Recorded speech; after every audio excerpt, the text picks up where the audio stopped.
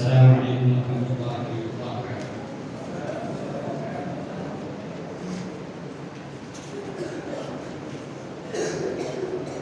الحمد لله رب العالمين، والصلاة والسلام الأتمان الأكملان على سيد المرسلين وعلى آله وصحبه ومن سار على نهجه إلى يوم الدين. أما بعد،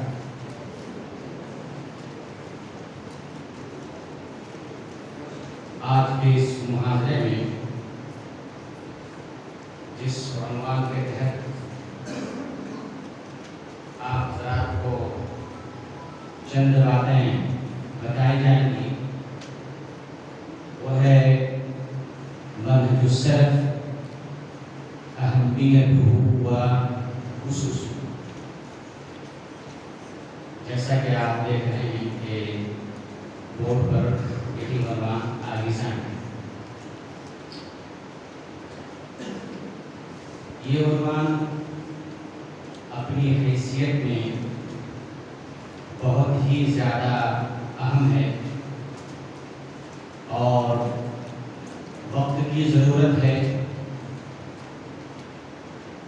اور جس کے پاس منہج سلف کی دولت نہیں ہے وہ مسلمان ہو کر بھی نامسلمان.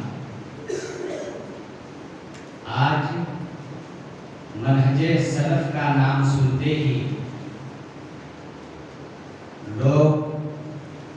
کچھ لوگ بھڑکنے لگتے ہیں. آج ہمیں یہ جاننا ہے کہ یہ منہج سلف ہے کیا، اس کی ضرورت و اہمیت کیوں ہے، اور اس کے اصول کیا ہیں، اس کی بنیادیں کیا ہیں. یہ عبادت جس کو رسول اللہ صلی اللہ علیہ وسلم اور اللہ رب العالمین نے اور سلف صالحین نے اس کی خوب تعریف کی ہے، یہ عبادت کن کن بنیادوں پر قائم ہے، اور ان بنیادوں کو جاننے کے بعد ہمیں یہ بھی حوصلہ جٹانا ہوگا کہ ہم بھی اسی عبادت میں داخل ہوں گے اور قائم و دائم رہیں گے. یہی ہے آج کے درس کے فقرات کا خلاصہ. تو سب سے پہلے آپ جانتے ہیں کہ عربی زبان میں ایک کہاوت ہے، الحکم علی الشیء فرع عن تصوره. کسی چیز کے سلسلے میں گفتگو کرنے سے پہلے اس چیز کا فکرہ کیا، یہ چیز ہے کیا، تب جب اس کی حقیقت کو آپ جان لیں اس کے بعد ہی آپ اس کی فضیلت کو بیان کریں، اس کی برائی بیان کریں، اس کو لینا ہے یا نہیں لینا ہے، اس پر حکم کیا ہے، تبھی آپ اس پر حکم صادر کریں گے. اس کو کہتے ہیں الحکم علی الشیء فرع عن تصوره. کسی چیز کے تصور کے بعد ہی اس پر حکم لگتا ہے. لہذا سب سے پہلے منہج السلف، یہ جو دو کلمات کا مرکب ہے، جملہ ہے، اس کا کیا معنی ہے. اس میں ہم دیکھ رہے ہیں کہ دو کلمہ ہیں، ایک یہ منہج اور ایک ہے سلف. منہج کا کیا معنی ہے؟ منہج کے جتنے معانی لغت کی کتابوں میں ذکر کیے گئے ہیں ان کا لب لباب اور خلاصہ یہ ہے کہ منہج کا معنی ہے مسلک. منہج کا معنی ہے مسلک. منہج کا معنی ہے الطریق الواضح. الطریق الواضح. الطریق الواضح. مسلک کا معنی ہے الاطار العام. الاطار العام. الاطار العام کا معنی یہ ہے عام پلیٹ فارم. عام پلیٹ فارم. منہج کا معنی ایک معنی یہ ہے بنیاد، اساس، بنیاد. یہ ہے چار معانی منہج کے. یہ ہے لغت میں اس کے معانی. اور میں نے جو کہا کہ منہج کا معنی مسلک ہے، واضح راستہ ہے، اطار عام پلیٹ فارم ہے. تو یہ جو آپ کہہ رہے ہیں اس کی بھی کوئی دلیل ہے کیا؟ لفظ منہج کتاب اور سنت میں اس معنی میں وارد ہوا ہے کہ نہیں؟ جی ہاں، قرآن میں اللہ رب العالمین نے فرمایا لِكُلٍّ جَعَلْنَا مِنْكُمْ شِرْعَةً وَمِنْهَاجًا، یہاں منہاجا ہم نے ہر ایک کے لیے شریعت بنائی ہے، ہم نے ہر ایک کو شریعت دی ہے، وَمِنْهَاجًا اور ہم نے منہاج دیا ہے۔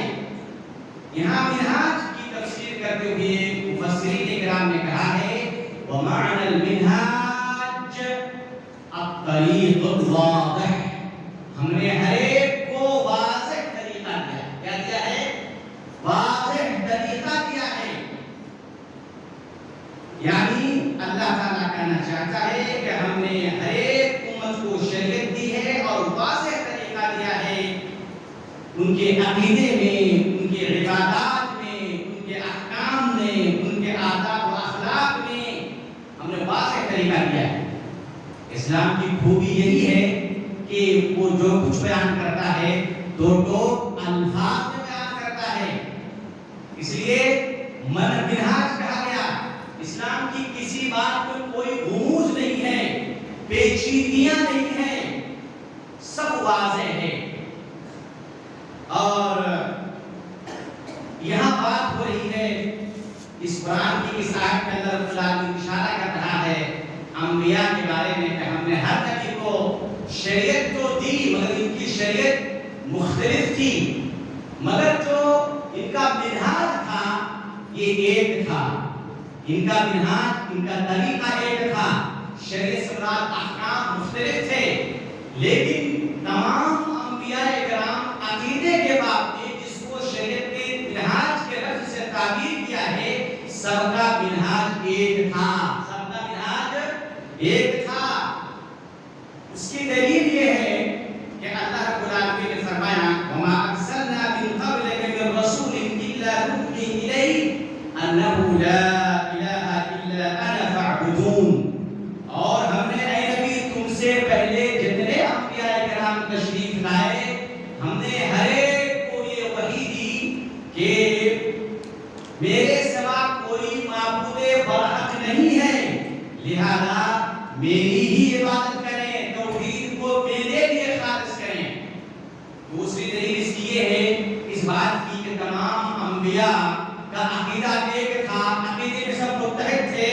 اللہ تعالیٰ کا فرمان ہے وَلَقَدْ بَعَثْنَا فِي كُلِّ أُمَّةٍ رَسُولًا أَنِ اعْبُدُوا اللَّهَ وَاجْتَنِبُوا الطَّاغُوتَ، کہ ہم نے ہر امت کی طرف، ہر امت کے پاس ایک ایک نبی بھیجا ہے، یہ پیغام دے کر کے، یہ دعوت دے کر کے اے لوگو تم ایک اللہ کی عبادت کرو۔ لہذا تمام انبیاء علیہ السلام کا جو عقیدہ تھا وہ ایک تھا۔ جناب محمد رسول اللہ صلی اللہ علیہ وسلم تیسری دلیل اس بات کی کہ تمام انبیاء کرام عقیدے میں متحد تھے۔ دو دلیل میں نے پیش کی قرآن کریم سے اور ایک دلیل پیش کرنے جا رہا ہوں حدیث سے۔ اللہ کے رسول نے فرمایا انا اولی الناس بعیسی ابن مریم فی الدنیا والآخرہ، انا اولی الناس بعیسی ابن مریم فی الدنیا والآخرہ۔ الانبیاء یخوۃ لعلات، الانبیاء یخوۃ لعلات،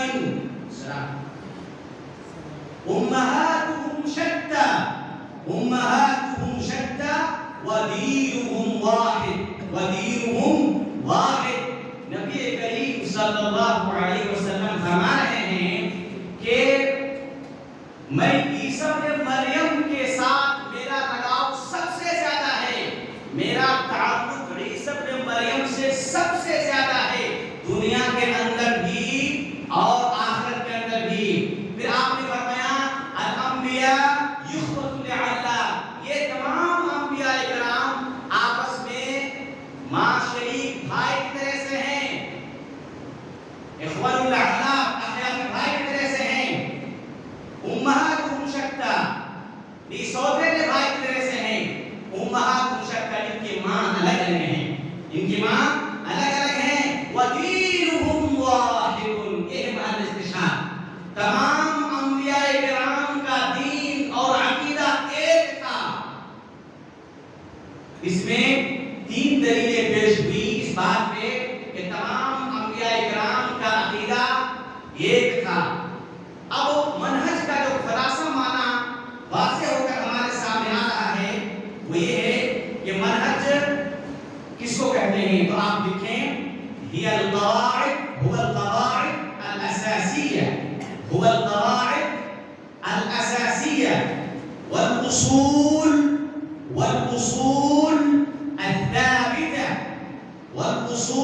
الثابتة التي يجب أن تسير عليها الأمة عليها. یہ ہے منہج کی تعریف. جب تک کوئی امت اپنے اسے دیے ہوئے طریقے پر نہیں چلے گی اس وقت تک وہ اپنی کامیابی کو نہیں پہنچ سکتی. یہ ہے منہج کا معنی. منہج کا معنی یہ سمجھ آیا کہ الطریق واضح راستہ، روشن راستہ، سیدھا راستہ. اب آئیے آتے ہیں ما معنی السلف. سلف کا کیا معنی ہے؟ عربی زبان میں کہتے ہیں کہ سلفہ کا معنی ہے مضى وتقدم. کیا معنی ہے اس کا؟ مضى وتقدم. جو چیز پہلے گزر گئی ہے یا ہم سے آگے چلی گئی ہے اس کو عربی زبان میں پھر ماضی کہتے ہیں سلفہ. اور سلف کہتے ہیں هم الجماعة المتقدمون. سلف بفتح اللام لام کے فتح کے ساتھ سلف کہتے ہیں اور اس قوم کو جو ہم سے پہلے چلی گئی یا وہ قوم جو چلنے میں ہم سے آگے ہیں اس کو سلف کہا جاتا ہے. میں نے جو کہا کہ سلف کا معنی آگے جانے والی قوم، اس کی کوئی دلیل؟ جی ہاں، اسی معنی میں سلف کا معنی آگے جانے والی قوم. اس معنی میں قرآن کریم کا ایک فرمان ہے، اللہ تعالیٰ کا فرمان ہے فَلَمَّا آسَفُونَا انتقمنا منهم وأغرقناهم أجمعين فجعلناهم سلفا ومثلا للآخرين. کہ جب ان لوگوں نے مجھ کو غصہ دلایا، فَلَمَّا آسَفُونَا مجھے غیظ و غضب میں ڈال دیا، مجھے غصہ دلایا، انتقمنا منهم تو میں نے ان سے انتقام لیا، وأغرقناهم أجمعين اور ہم نے سب کو غرق کر دیا. محل شاہد کیا ہے؟ فجعلناهم سلفا. ہم نے ان کو سلف بنا دیا. پیچھے جو لوگ ان کے بعد جو لوگ آئیں گے ان کے لیے ہم نے عبرت میں ان کو سلف بنا دیا. یعنی اگر آپ بھی ایسا کریں گے تو آپ اس سلسلے میں اپنے سلف کو دیکھ لیجئے، ان کا جو حشر ہوا ہے، ان کا جو انجام ہوا ہے وہ آپ کا بھی انجام ہونے والا ہے. یہاں لفظ سلف متقدم کے معنی میں استعمال ہوا ہے. سلف کا دوسرا معنی یہ ہے کہ آپ کے رشتہ دار، آپ کے کنبہ قبیلہ میں سے، آپ کے آباء و اجداد میں سے جو لوگ آپ سے بڑے ہیں، چاہے وہ فی السن والفضل والمجد والسمو والرفعہ، آپ کے رشتہ داروں میں وہ لوگ جو آپ سے قدر و منزلت میں اونچے ہیں اس کو سلف کہا جاتا ہے. اس کو کیا کہا جاتا ہے؟ سلف کہا جاتا ہے. سلف کا دوسرا معنی یہ ہے آپ کے رشتہ داروں میں جو لوگ آپ سے عمر میں بڑے ہیں، عزت میں بڑے ہیں، وقار میں بڑے ہیں، فضیلت میں بڑے ہیں، اس کو کیا کہتے ہیں؟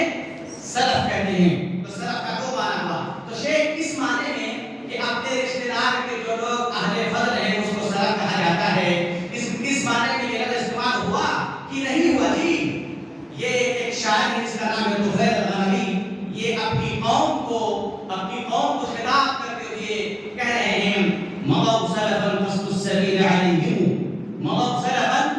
السبيل عليهم وصرف المنايا بالرجال تخلفوا. یہ کہتے ہیں کہ اے لوگوں جو ہم سے پہلے ہمارے آباء و اجداد تھے وہ سلف بن کر چلے گئے،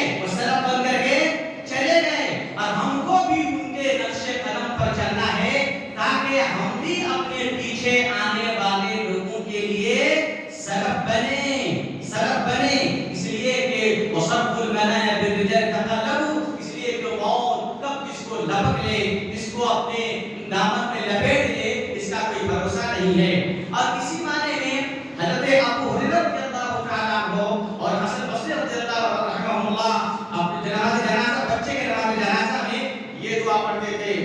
اللهم اجعله لنا سلفا وفرجا.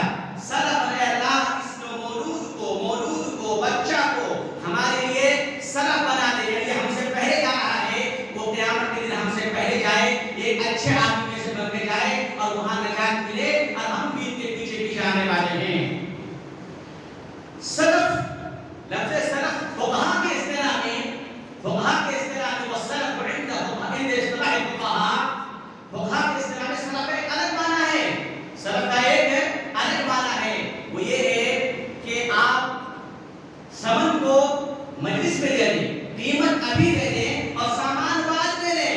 مثال کے طور پر آپ کہنا چاہ رہے ہیں آپ مجھ سے 1 لاکھ ریال لے لیں اور مجھے 1 سال کے بعد کے اتنے کنٹل گیہوں کے دے دیجیے، تو آپ نے قیمت تو پہلے ادا کر دی مگر سامان آپ کو بعد میں ملے گا. اس طرح کے خرید و فروخت کو فقہا کی اصطلاح میں سلف کہتے ہیں. کیا کہتے ہیں اس کو؟ سلف کہتے ہیں. تو سلف اس لیے کہتے ہیں کہ ہم نے بیشتری پیسہ دے دیا، ہم نے پیسے کو آگے بھیج دیا، ہم نے پیسے کو آگے پہلے ہی دے دیا، اس لیے اس کو کیا کہتے ہیں؟ فقہا کے نام سلف. اس عقد خاص کا نام کیا ہے؟ سلف ہے. سلف متکلمین کے یہاں، اہل ادیان کے یہاں سلف کا 2 معنی ہے، سلف کا 2 دائرہ ہے. جب ہم لوگ عقیدے کے بعد میں سلف کو سلف بولتے ہیں تو سلف کا 2 معنی ہے. عند اہل الادیان وعند المتکلمین للسلف اطلاقان، کہ سلف کا 2 اطلاق ہے، سلف کا 2 دائرہ ہے، اطلاق خاص و اطلاق عام. ایک ہے چھوٹا دائرہ، دائرہ محدود، خاص اصطلاح، خاص اطلاق، اور ایک اطلاق عام.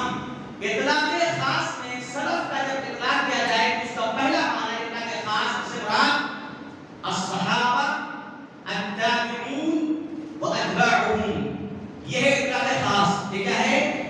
سلف کا اطلاق خاص. جب سلف کہا جائے عقیدے کے باب میں تو مراد یہی لوگ ہوتے ہیں الصحابہ والتابعون واتباعهم.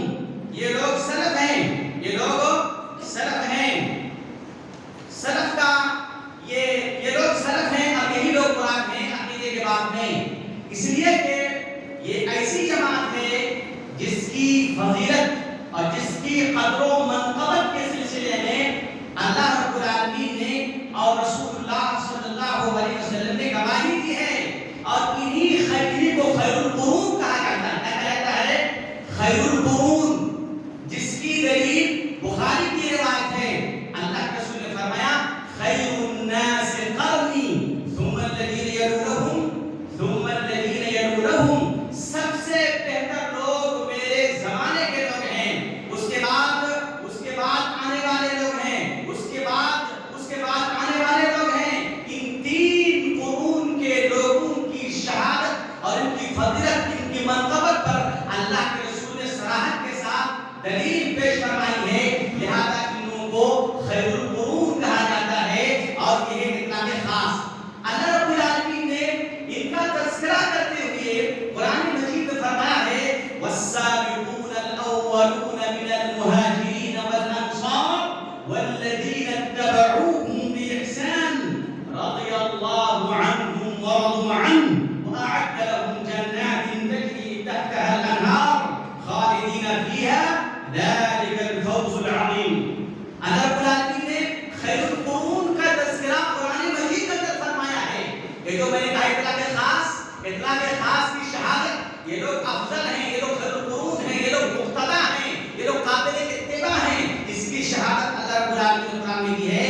اللہ رب نے فرمایا والسابقون الاولون، وہ لوگ جو سبقت لے گئے اسلام لانے میں، سبقت لے گئے فی الاسلام وفی الہجرت وفی التصدق فی سبیل اللہ، جو لوگ اسلام لانے میں، اسلام کے علم کو بلند کرنے کے لیے جہاد کرنے میں، اللہ کی راہ میں صدقہ و خیرات کرنے میں جو لوگ سبقت لے گئے ان کی بات کر رہے ہیں.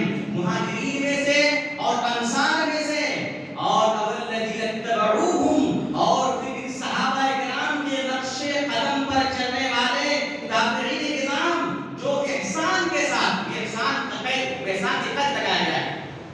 تابعین وہ تابعین مطلب تابعین نہیں، وہ تابعین جو احسان کے ساتھ، اچھائی کے ساتھ، اسلوب کے ساتھ، بہتری کے ساتھ جیسے اللہ کے رسول نے فرمایا ہے اسی کے ساتھ جن لوگوں نے صحابہ کے نقش قدم پر چلا، اللہ کیا فرماتے ہیں رضی اللہ عنہم ورضوا عنہ، یہی وہ لوگ ہیں جن سے اللہ راضی ہو گئے اور یہ بھی اللہ کے فیصلے سے راضی ہے۔ بہت بڑی شہادت ہے، شہادت عظیمۃ من رب السماوات والعرش، آسمان اور زمین اور عرش کے رب کی طرف سے بہت بڑی شہادت ہے یہ۔ صحابہ کرام کے لیے ایسے شہادت نہیں ملی، ان لوگوں نے صحابہ کرام نے اور تابعین نظام نے اگر صحابہ کرام نہ ہوتے بعد رضی اللہ عز و جل ہم کو اسلام کی بو بھی نہیں ملتی، ہم کو اسلام کی بو بھی نہیں ملتی۔ صحابہ کرام نے اللہ کے راہ میں قربانی پیش کی، جان کی قربانی پیش کی، مال کی پیش کی، اولاد کی پیش کی، گھر کی قربانی پیش کی، ایسے اور اللہ کے رسول صلی اللہ علیہ وسلم کی اتباع میں اس طرح کی قوم دنیا میں نہیں آئی ہے، آ نہیں سکتی۔ لہذا یہی یہ ہے سلف کے خاص اخلاق سے مراد الصحابہ، التابعون واتباع التابعین، جن کا دوسرا نام کیا ہے خیر القرون، خیر القرون۔ اطلاق حسین سلف کا دوسرا اطلاق، سلف کا دوسرا اطلاق، اطلاق عام، اطلاق عام، اطلاق سے عام سے مراد کل من سلک منهج السلف ولو تأخر زمنه، كما قال ابن القيم رحمه الله في تفسير قوله سبحانه وتعالى والسابقون الأولون من المهاجرين والأنصار والذين اتبعوهم بإحسان رضي الله عنهم ورضوا عنه۔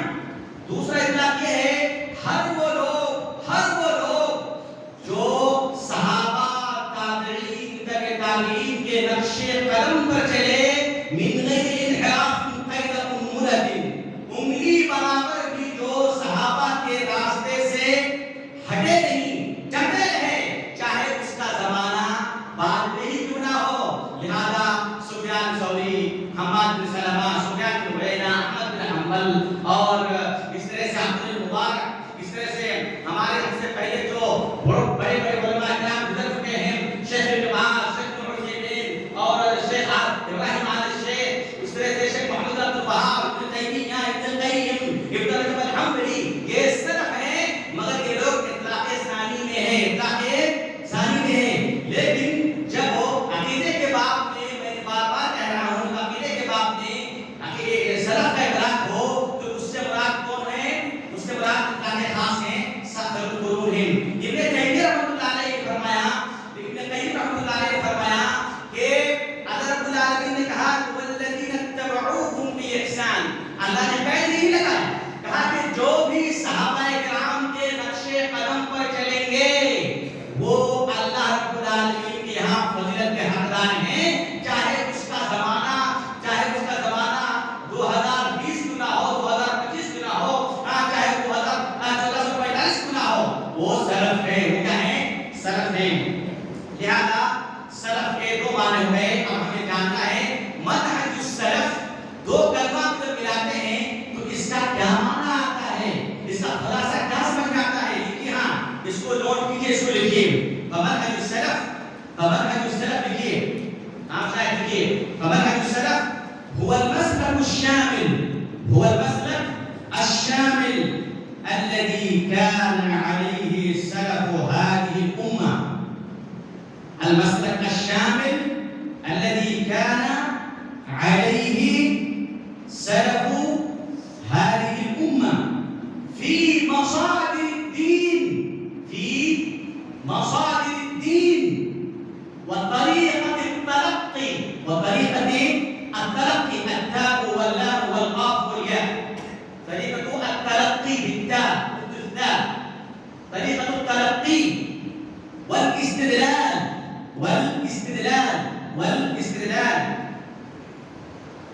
في ثوابت الدين، في ثوابت الدين، المراد بثوابت الدين العقائد، الاعتقادات والأعمال، والأعمال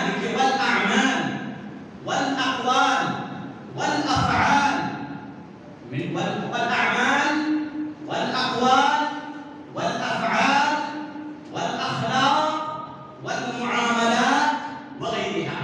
یہ ہے منہج سلف کی تعریف.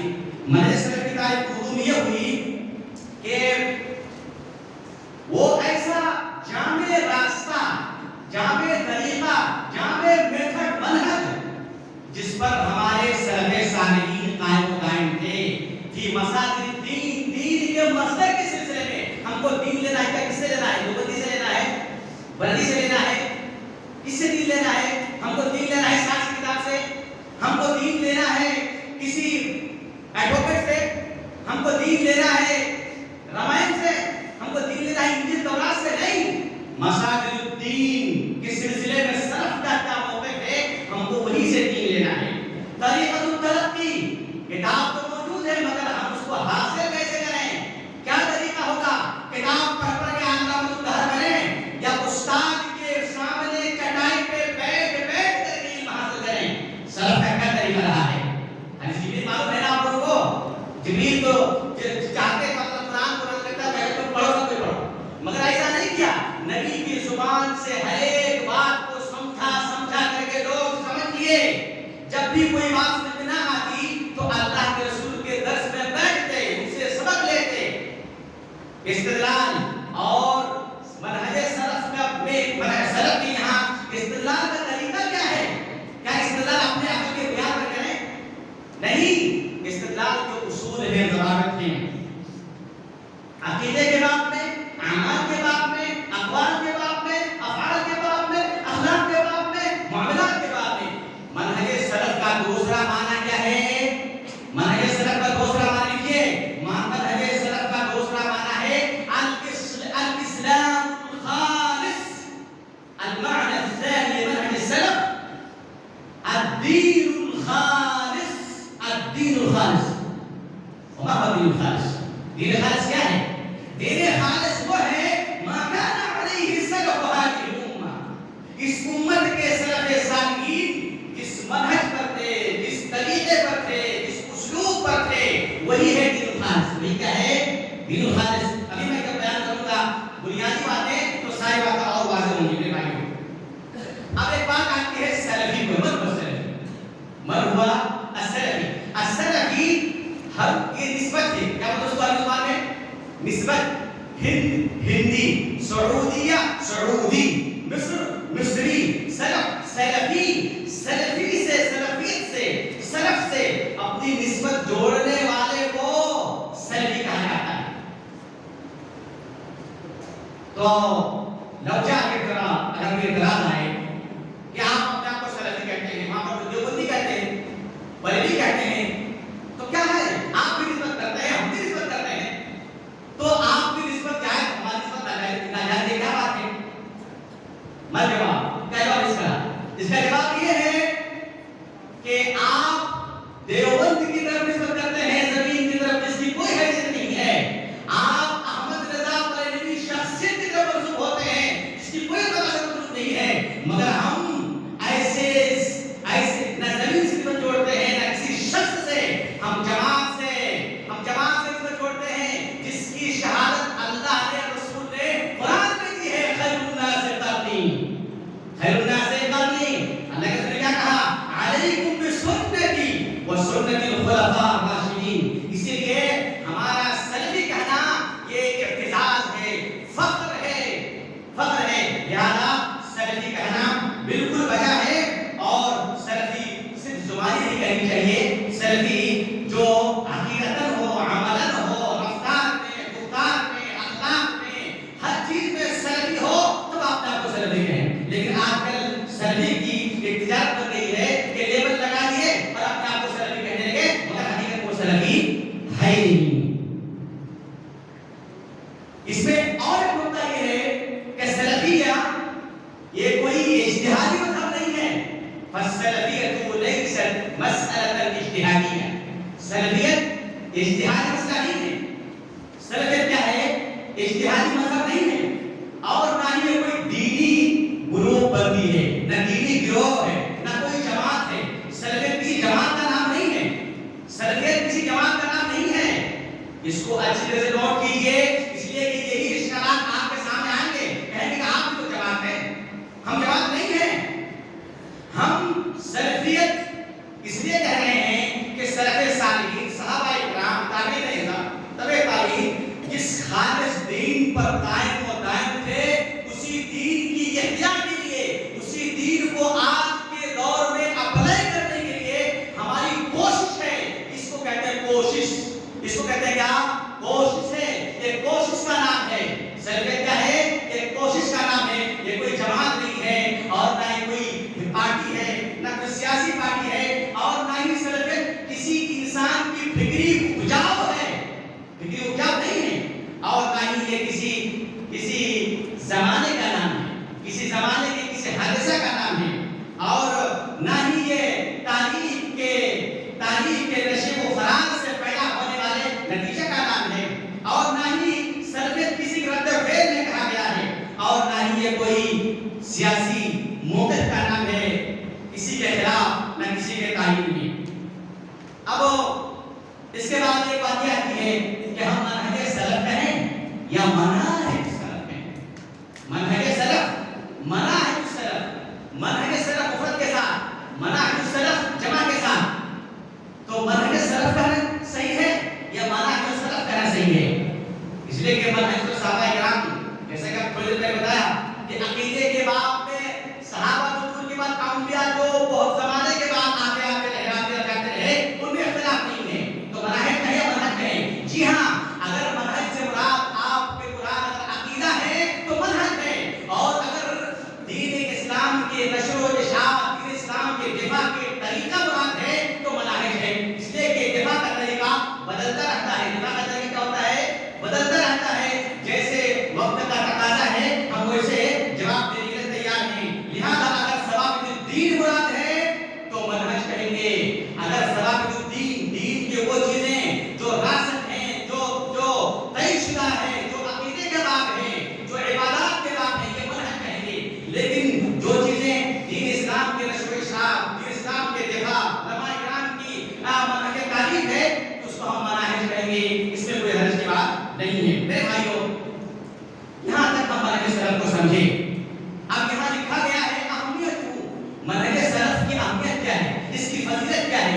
اس پہ جو سلف صالحین اور بڑے علماء کرام اس کی دعوت کیوں دے رہے ہیں، اور کچھ لوگوں کو اس سے الرجی کیوں ہے، خارش کیوں پیدا ہو جاتی ہے. لگتا ہے کہ جب کہتا ہے منہج سلف تو اس کو شرع بکواس میں لگتے ہیں. میرے بھائی دیکھیے، سلف میں سب سے پہلے میرے اور آپ کے رسول جناب محمد رسول اللہ صلی اللہ علیہ وسلم آئے. یہ سب سے سلفیوں کا سرخیل ہے، سلفیوں کا سردار ہے. تمام سلفیوں کا سردار کون ہے؟ جناب محمد رسول اللہ صلی اللہ علیہ وسلم. اور قرآن مجید کی اتنی آیتیں ہیں اللہ کے رسول کے اتباع پر، اور آپ صلی اللہ علیہ وسلم کی اتنی حدیثیں ہیں ان کی اتباع پر کہ ہم شمار میں نہیں لا سکتے. لہذا یہ بہت بڑی بات ہے کہ بھائی ہم اتباع نہ کریں، رسول کی نہ کریں تو کس کی کریں؟ اسلام تو کل کا کل وہی ہے. لہذا سلفیوں کا سرخیل جناب محمد رسول اللہ صلی اللہ علیہ وسلم ہے، اور اللہ کے رسول کی اتباع ہر چیز میں کرنے کو کہا گیا ہے. اندر قرآن نے فرمایا وما آتاکم الرسول فخذوه وما نهاکم عنه فانتهوا. پہلی دلیل اللہ کے رسول کی اتباع کرنے کی، دوسری دلیل اللہ کے رسول کی اتباع کرنے کی ومن يشاقق الرسول من بعد ما تبين له الهدى ويتبع غير سبيل المؤمنين نوليه الى ما تولى ونصله جهنم وساءت مصيرا. جو اللہ کے رسول کی نافرمانی کرتے ہیں، ہدایت واضح ہو جانے کے بعد، اور ویتبع غیر سبیل المؤمنین، یہاں غیر سبیل المؤمنین سے مراد صحابہ کے طریقے، جو صحابہ کے طریقے سے ہٹ جاتے ہیں، نولیہ الی ما تولی. اب اللہ کے رسول کو چھوڑ دیے، صحابہ کو چھوڑ دیے تو جائے گا کہاں؟ کوئی راستہ جتنا کرنا پڑے گا نا، تو اس کا کوئی راستہ ہوگا ضرور. تو اللہ کہہ رہے ہیں کہ نولیہ الی ما تولی. وہ جدھر منہ کرتا ہے ہم اسی کی طرف ان کو متوجہ کر دیں گے. جاؤ، نجات چاہتے ہو اور رسول کی اتباع نہیں کرتے ہو اور بندراتے پھرتے ہو. شاعر کا خوب کہا ہے ترجو النجات مسالكها ترجو النجاة ولم تسلك مسالكها فإن السفينة لا تجري على اليبس. نجات کی امید لگائے بیٹھے ہو اور نجات کے راستے میں نہیں چل رہے ہو. یاد رکھو کشتی کبھی خشکی پہ نہیں چلتی. لہذا اللہ کے رسول صلی اللہ علیہ وسلم کی اتباع کرنے کا مطلب یہی ہے کہ ہم نجات چاہتے ہیں تو سلف کے منہج کو اختیار کرنے کا مطلب یہی ہے ہم آخرت میں نجات چاہتے ہیں. اسی لیے نجات سلف کے منہج کے علاوہ نہیں ہے. انشاءاللہ کے بعد آ رہی ہے. تیسری دلیل اس لیے ہے اللہ کے رسول کی اتباع کرنی ہے. اللہ تعالیٰ نے فرمایا لقد كان لكم في رسول الله اسوة حسنة. چوتھی دلیل جس کو آیت المحنہ کہا جاتا ہے. یہی فرق ہو جاتا ہے محبان رسول اور جو لوگ جھوٹی محبت کے دعویٰ کرنے والے ہیں. چوتھی دلیل کیا ہے؟ قل ان کنتم تحبون اللہ فاتبعونی. اگر سچے اگر حقیقت میں در حقیقت فی الواقع اگر آپ اللہ سے محبت کرتے ہیں فاتبعونی تو میری اتباع کرو. میں کون ہوں؟ سلف کا سرخیل، سلف کا امام. لہذا آج کے بعد سلف کا نام سننے سے خارش نہیں ہونی چاہیے. خارش ہونے کا مطلب یہ ہے کہ آپ کو اللہ کے رسول سے نفرت ہے. یہ تو مانا ہوا اس کا ہے کہ نہیں؟ لہذا جب بھی کوئی سلف کا نام سنتے ہی بگڑنے لگے تو اس سے کہنا چاہیے میرے بھائی اللہ کے رسول یہی تو ہے، میں تو اسی کی بات کر رہا ہوں، تاکید کیوں رہے. جی چھٹی دلیل اللہ کے حدیث سے اللہ کے رسول کے اتباع پر كل أمة يدخلون الجنة إلا من أبى. قالوا كل أمتي يدخلون الجنة إلا من أبى. بہت مشہور حدیث ہے. تو صحابہ نے عرض کیا ومن أبى یا رسول اللہ. اللہ تو ہے کوئی جو آپ کو انکار کرے گا؟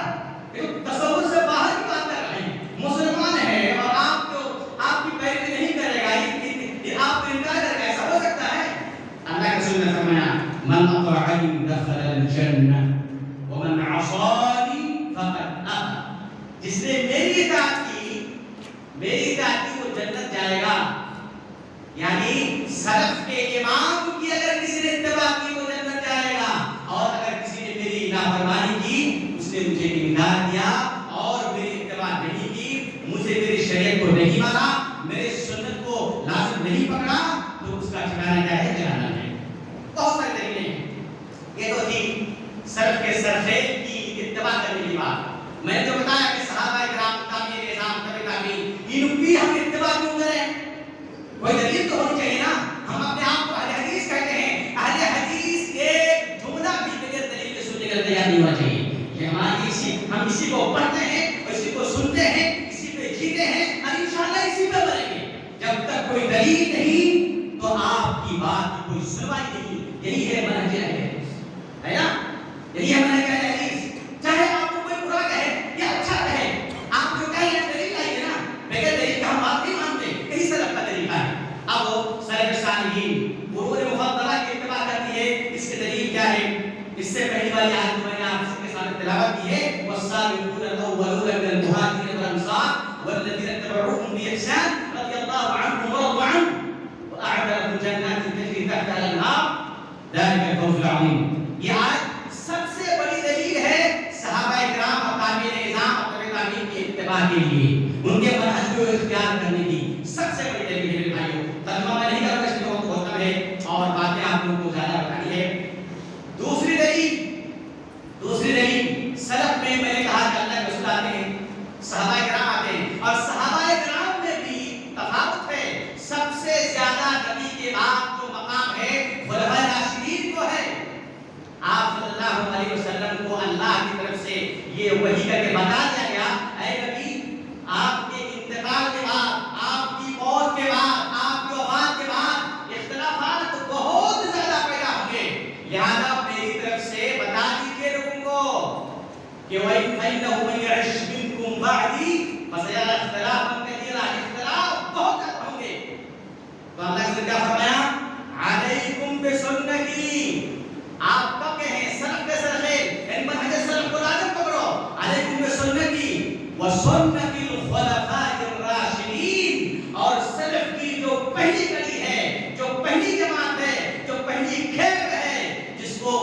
راشدین کہا جاتا ہے ان کے منہج کو، ان کے سنت کو، ان کے طور طریقے کو لازم پکڑ لیجیے۔ خلفائے راشدین کو راشدین اس لیے کہتے ہیں کہ ان کا ان کی دور خلافت علی کان علی منہج النبوہ، یہ نبوت کے منہج پر خلافت کیے، اس لیے ان کو خلفائے راشدین کہا جاتا ہے۔ اور رسول اللہ صلی اللہ علیہ وسلم نے ان کے منہج کو لازم پکڑنے کا ہمیں حکم دیا ہے۔ تیسری دلیل اس کی سلف صالحین کے منہج کو لازم پکڑنے کی بہت معروف حدیث ہے۔ اللہ کے رسول نے فرمایا افترقت اليهود والنصارى على 72 فرقة وستفترق أمتي على 73 فرقة وكلهم في النار إلا ملة واحدة۔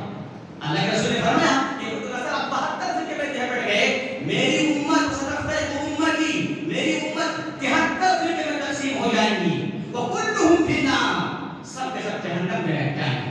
صحابہ کرام چونک گئے، اللہ کے رسول چیک کرے تھے تاکہ ہم اس کا اندر نہ جائیں، وہ کون سی جماعت ہے، الا ملة واحدة، وہ کون سی جماعت ہے، تاکہ ہم ان کے منہج کو پکڑیں، ان کے طریقے کو پکڑیں، ان کی سمجھ کو ہم لیں اور ہم نجات پانے والی جماعت میں شامل ہو جائیں۔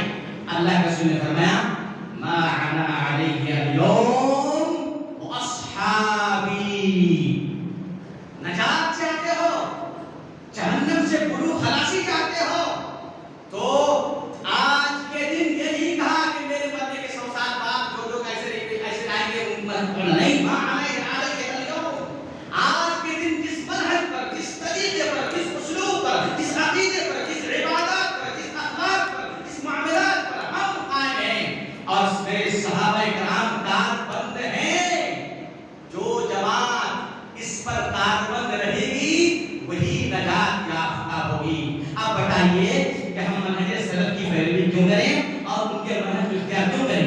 اس لیے کہ ہم کو نجات کی فکر ہے نا۔ ہر وہ مسلمان جس کو نجات کی فکر نہیں ہے وہ مسلمان ہی نہیں ہے، وہ مسلمان ہی نہیں ہے۔ اس لیے کہ مسلمان کا معنی ہے، اللہ نے کیا فرمایا فمن زحزح عن النار وادخل الجنہ فقد فاز فوزا عظیما، جس کو جہنم سے نجات مل گئی اور جنت چلا گیا وہ بہت بڑا کامیابی ان کو حاصل، کامیابی مل گئی ان کو۔ لہذا ہر ایک مومن کی غرض، ان کا مقصد کیا ہے؟ نجات ہے۔ لہذا ہم سلف صالحین کی اتباع کریں گے نجات پانے کے لیے۔ دیکھیے یہ ہے دلیل صحابہ کے قرآن سے اور حدیث سے۔ اب آئیے آثار سلف سے صحابہ کرام منہج سلف کے اختیار کرنے کی دلیل ابن عباس رضی اللہ عنہ کہتے ہیں، اس کو لکھیے ضرورت پڑے گا۔ من كان منكم متأسيا، قال ابن مسعود رضی اللہ عنہ، من كان منكم متأسيا، من كان منكم متأسيا فليتأسى بأصحاب محمد صلى الله عليه وسلم،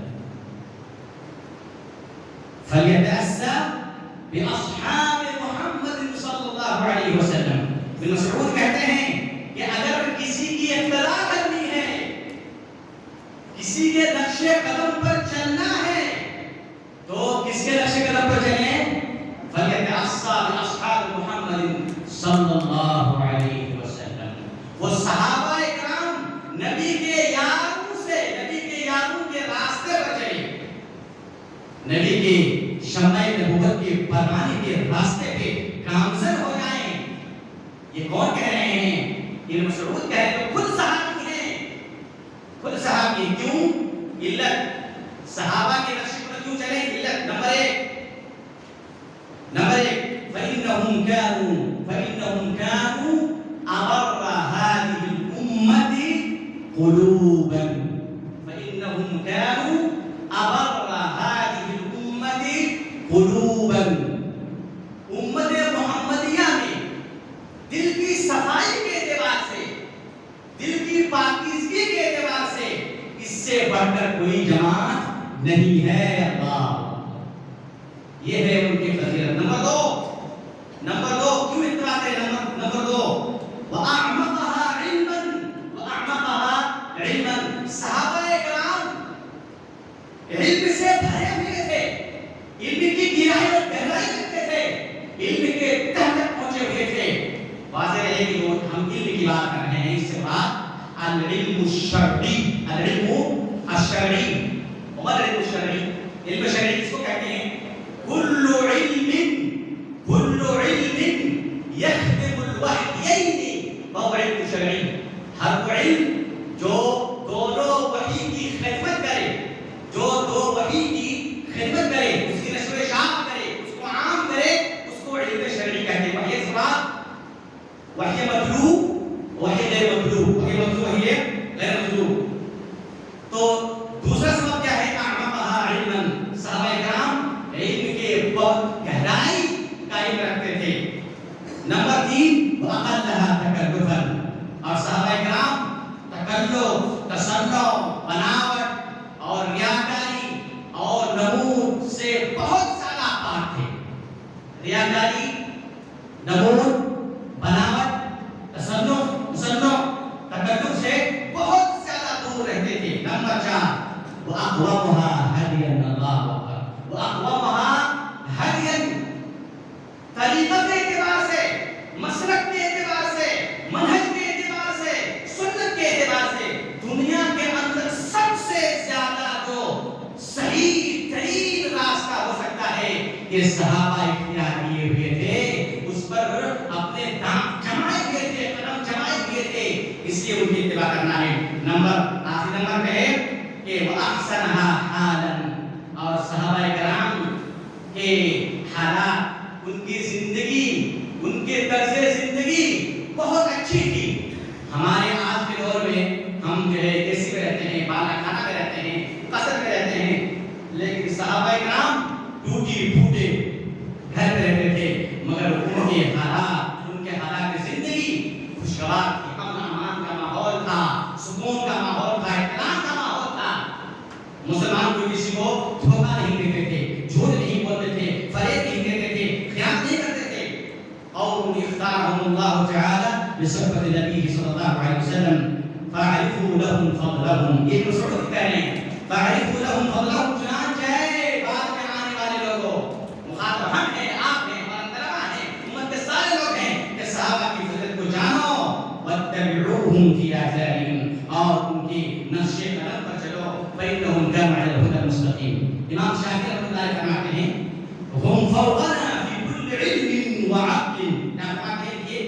هم فوقنا، هم فوقنا في كل علم وعقل ودين وفضل وكل سبب ينال به علم ويدرك به هدى ورأيهم لنا خير من رأينا لأنفسنا. کیا کہتے ہیں شافعی؟ امام شافعی کہتے ہیں سلف صالحین کی گروہ، ان کی جماعت یہ ہر اعتبار سے، ہر علم کے اعتبار سے ہم سے اونچے تھے. علم میں، دانشمندی میں، دین میں، فضل میں، اور ہر اس اسباب میں جس سے علم ملے، ہر اس ان چیزوں کے لیے جس سے ہدایت ملے. ان کی رائے ہمارے رائے سے کہیں زیادہ بہتر ہے ہمارے لیے. امام مالک رحمۃ اللہ علیہ کہتے ہیں اس سلف کے بارے میں کہ دیکھو، اگر تم اپنے آپ کو اصلاح کرنا چاہتے ہو تو کیا لا يصلح آخر هذه الأمة إلا بما صلح أولها.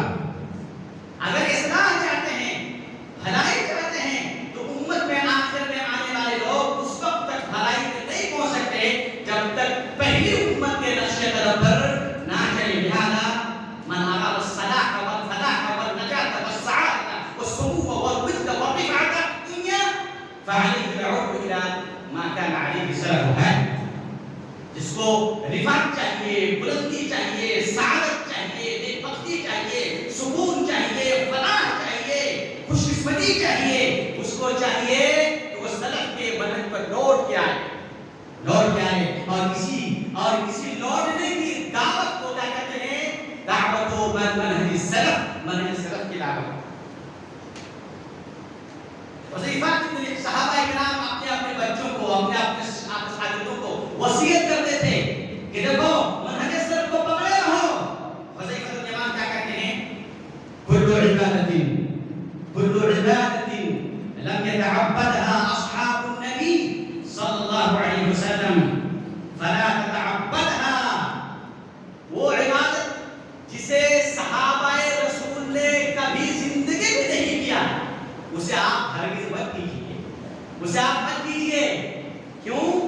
فَإِنَّ الْأَوَّلَ لَمْ يَدْعَ لِلْآخِرِ شَيْئًا أَوْ مَقَالًا.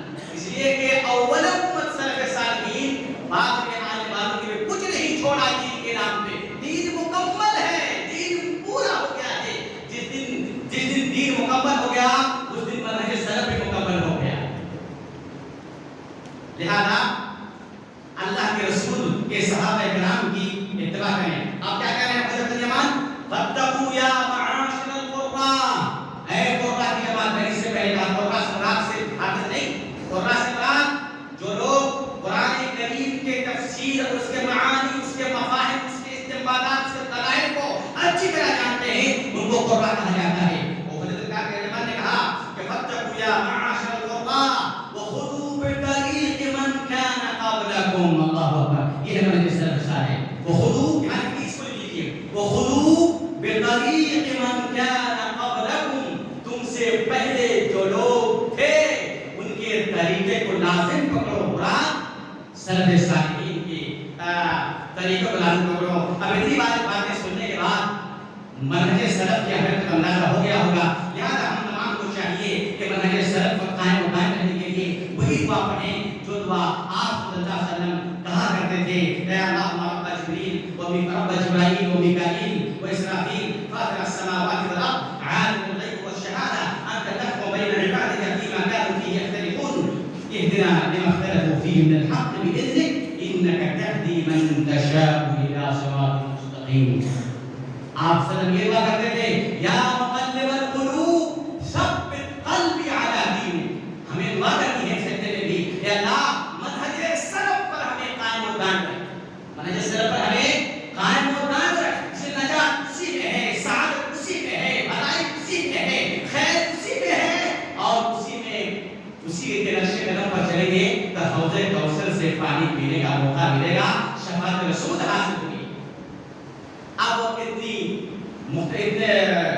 ساری باتیں کہنے کے بعد آپ بڑے شوق سے انتظار کر رہے ہوں گے کہ اس میں جو لکھا گیا ہے کہ وہ اصول منہج سلف کے اصول کیا کیا ہیں.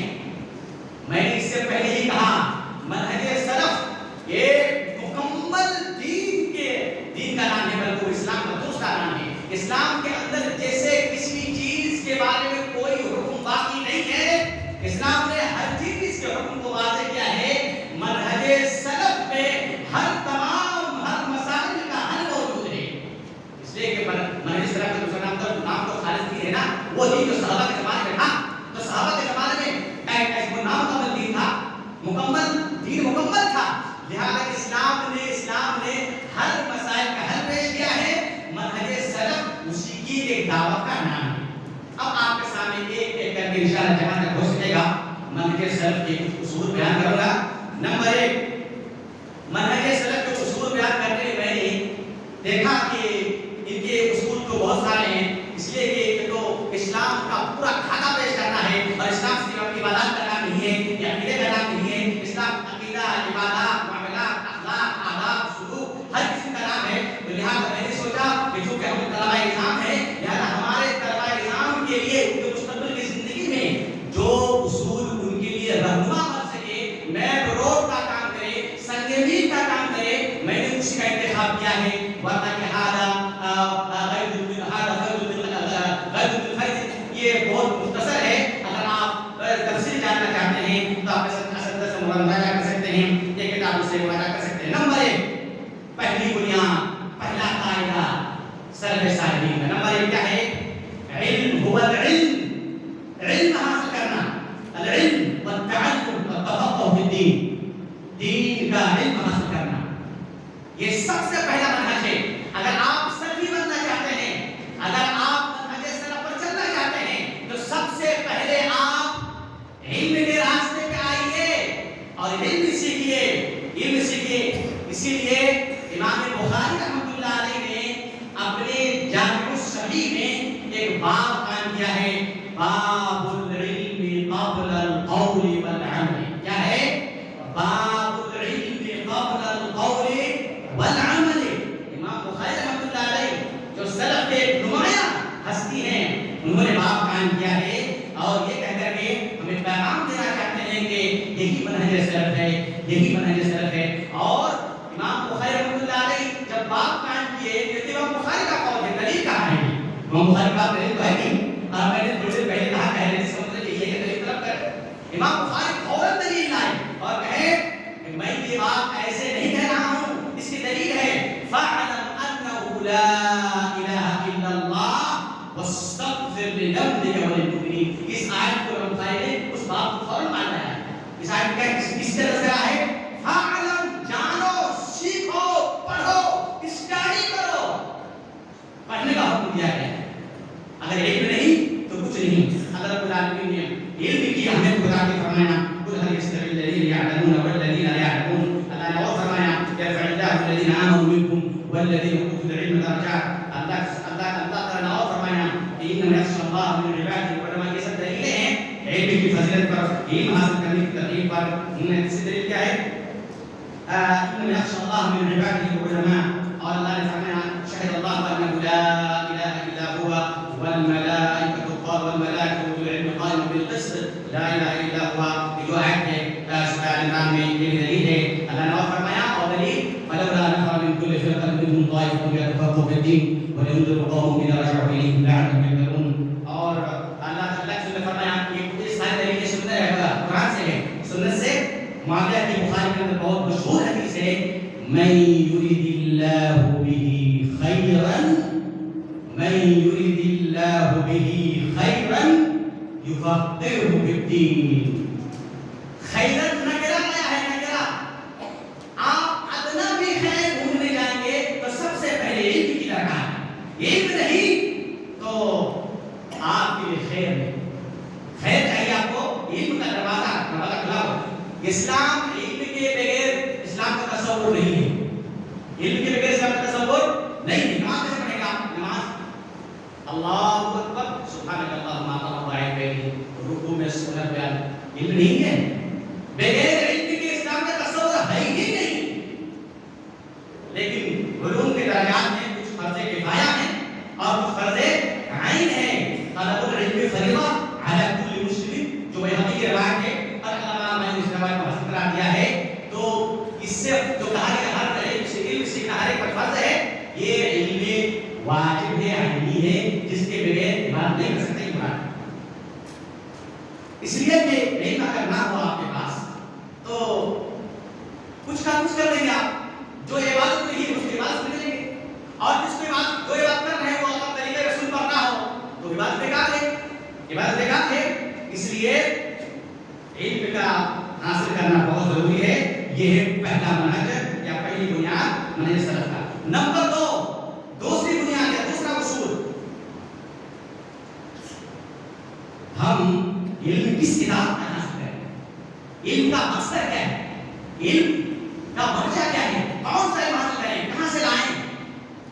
تو دوسرا مقصد یہ ہے کہ دوسری بنیاد یہ ہے ان مصدر هذا العلم المنهلان العظیمان.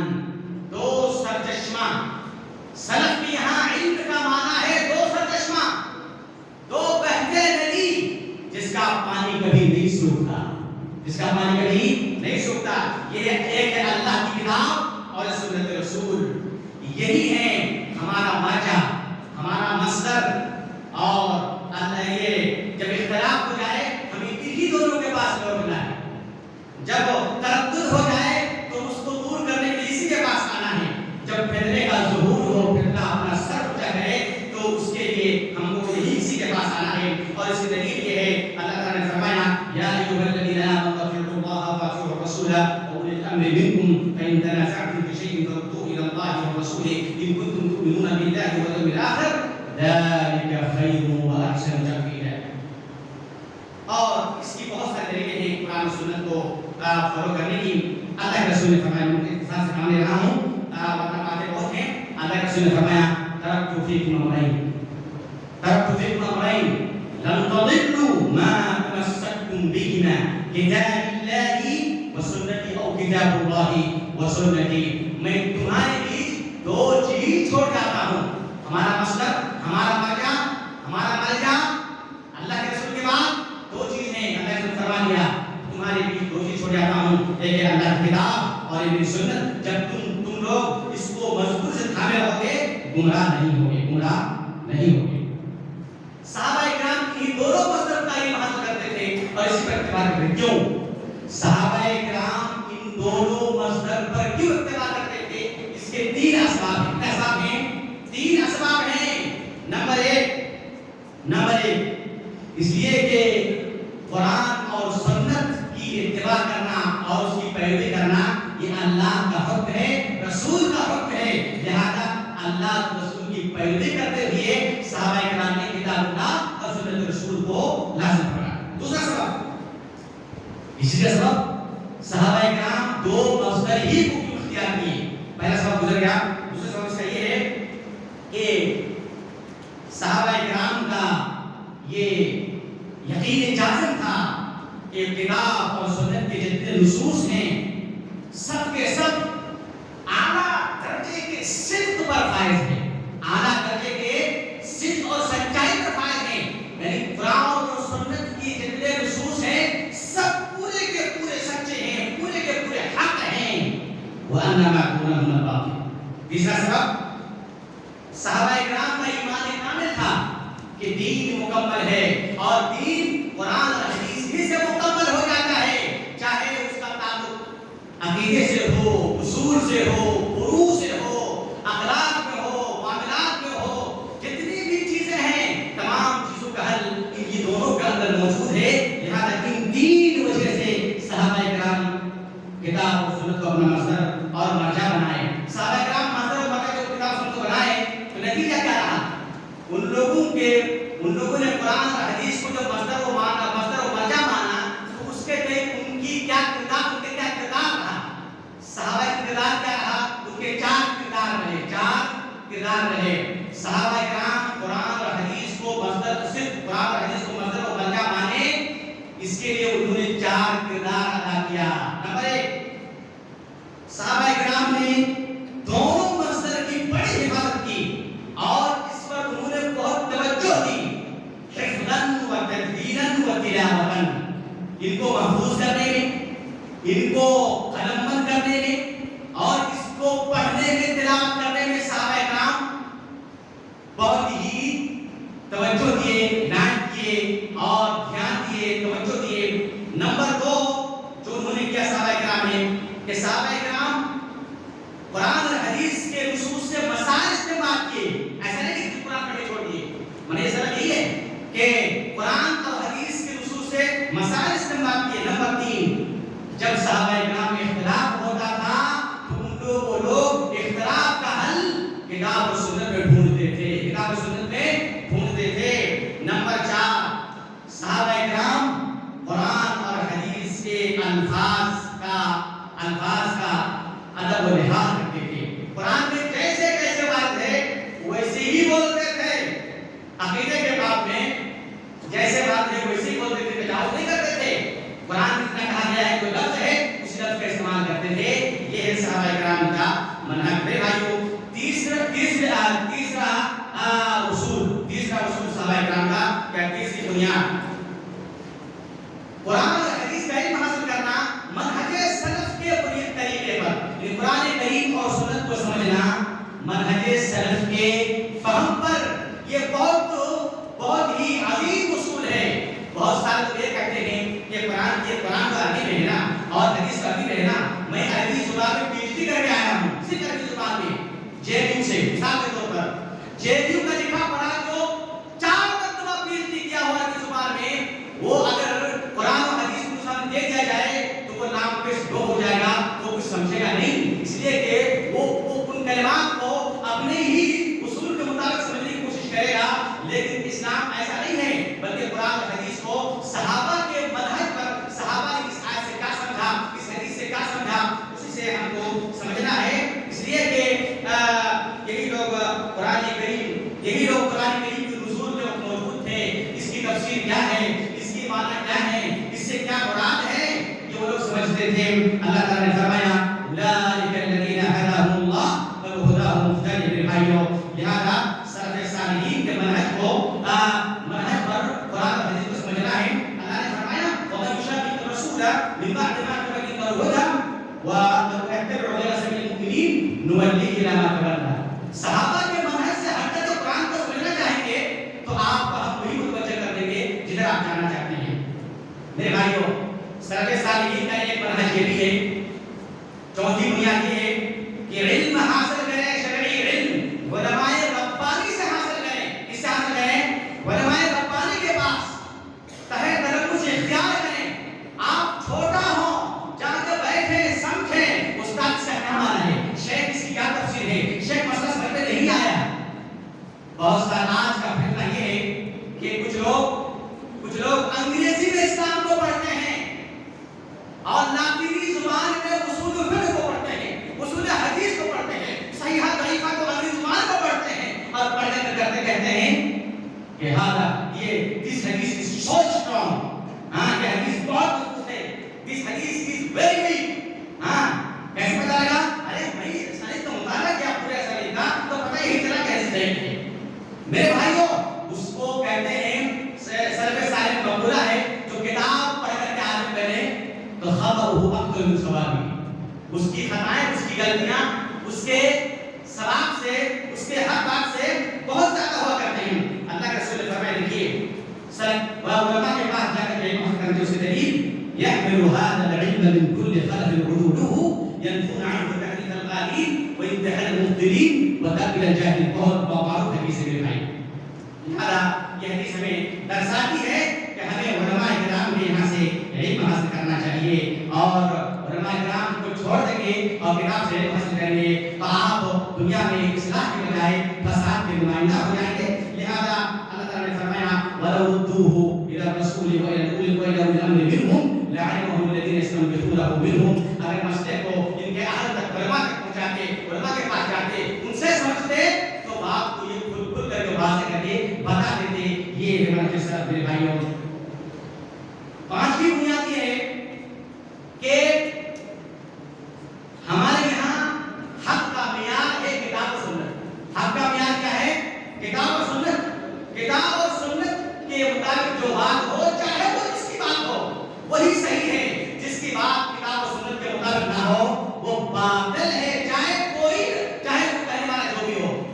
میں مختصر انداز میں یہ کہوں گا، حدیث ابن عباس بہت معروف حدیث ہے، اس کو بیان کیے بغیر اس بات میں ممکن نہیں کہ جو ہے بات کو ختم کر دوں. ابن عباس رضی اللہ تعالیٰ عنہ اور کسی نے کہا کہ عمر رضی اللہ عنہ اور ابو بکر رضی اللہ عنہ حضرت عمر کا قائل نہیں ہے اور آپ حضرت عمر کا قائل ہیں، تو آپ کی مانو یا ان کی مانو؟ تو ابن عباس نے ایک تاریخی جملہ کہا تھا، دیکھیے اس کو لکھیے یوشک ان تنزل علیکم الحجاب من السماء. یوشک ان تنزل علیکم الحجاب من السماء اقول قال رسول اللہ صلی اللہ علیہ وسلم وتقولون قال ابو بکر وعمر. مجھے ڈر ہے کہ رب کائنات کہیں آسمان سے پتھر برسا کر کے تم کو ہلاک نہ کر دے. میں کہہ رہا ہوں کہ اللہ کے رسول نے فرمایا ہے اور تم کہہ رہے ہو کہ ابو بکر عمر نے کہا ہے. ارے میرے نبی کے سامنے ابو بکر کی کیا حیثیت ہے، عمر کی کیا حیثیت ہے؟ حیثیت ہے. قرآن نے کیا کہا؟ لا تقدموا بین یدی اللہ ورسولہ. اللہ کے رسول کے سامنے کسی کو مقدم کرنا کرو، کائن امن کا. میرے بھائیوں، یہ اور بہت سارے اصول باقی رہ گئے تھے. میں آپ لوگوں کے لیے تقریباً 25 اصول کا اکٹھا کیا تھا، لیکن وقت کی قلت کی وجہ سے بیان نہ کر سکا. اگر اللہ رب العالمین نے کبھی موقع دیا تو اس کی تکمیل انشاءاللہ کی جائے گی. هذا وصلی اللہ علیہ محمد وعلی آلہ وصحبہ اجمعین.